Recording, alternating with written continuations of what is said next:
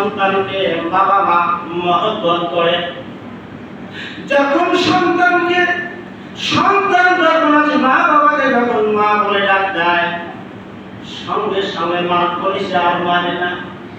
কিন্তু ভাই গো, মহান আল্লাহ ঘোষণা করেন, বান্দা যখন গুনাহ করে বসে পাহাড় সমতুল্য গুনাহ করার পরে যদি একবার যদি আমার আল্লাহকে আল্লাহ বলে ডাক দেয়, মহান আল্লাহ রাব্বুল আলামিনের কুদরতি কোরআনটা ঠান্ডা হয়ে যায়। বলেন সুবহানাল্লাহ।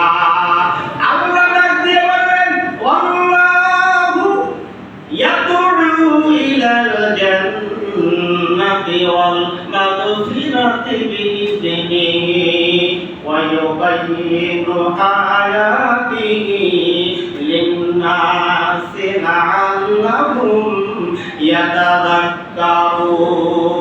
আরেকবার সুবহানাল্লাহ পড়েন।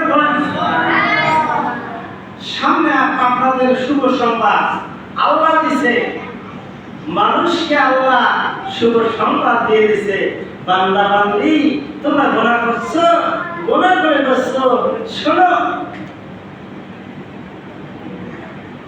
ফাঁকে আরেকটা কথা বলি, আমার ভাইরা বলেন তো দেখি,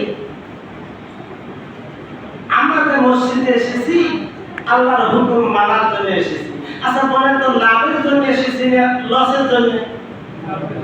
অবশ্যই লাভের জন্য আসছি। তাছাড়া আমাদের ব্যবসা বাণিজ্য করি, তা ব্যবসার মধ্যে বেশি লাভ করার জন্য আসি। কোনো মানুষ বেশি লাভ করতে চায় না অল্প স্বল্প লাভ হলেই চলে, যার যত হয় আশা তার তত।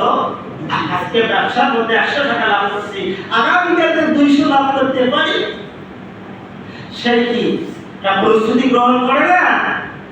বেশি যাতে লাভ হয়। তাহলে আমার প্রিয় ভাইরা আরেকটা কথা বলি, দেখেন তো এখানে যতগুলো মানুষ আছি আমরা, এই মানুষগুলো কি প্রতিটা মানুষ কি একটা করে কোরবানি দেওয়ার সামর্থ্য আছে? কথাই বললেন না, আছে সামর্থ্য? থাকলে ভালো কথা, হুজুর আমার আছে, তা আপনি আগামী এবারে তো দেন, আগামী উঠতে কোরবানি দেন, আমার যে হায়াত থাকে দেন, জব করি দেব নাকি? আর যদি বলেন না হুজুর কোরবানি দেওয়ার সামর্থ্য নাই, তাহলে মহান আল্লাহ রাব্বুল আলামিন অফার দিয়েছে এমন একটা, এই ঘোষণাটা আপনাদেরকে আমি জানাই দেই, শুনবেন তো নাকি? কথা শুনলে সুবহানাল্লাহ আলহামদুলিল্লাহ জোরে বলা লাগবে, তার কারণ হলো আল্লাহ খুশি হয়ে যাবে। বলেন তো একটা কথা সুবহানাল্লাহ। এই যে সুবহানাল্লাহ পড়লেন, ভালো শোনা গেছে, 10 জনে পড়েছি, আল্লাহ খুশি হয়ে গেছে।